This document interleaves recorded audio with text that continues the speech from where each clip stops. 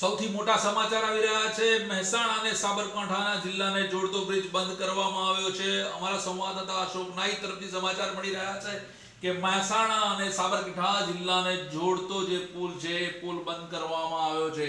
હિંમતનગરના દેરોલ પાસે આવેલા સાબરમતી નદી પરનો ઓવરબ્રિજ ગત રાતથી જ બંધ કરાયો હોવાના સમાચાર પ્રાપ્ત થઈ રહ્યા છે।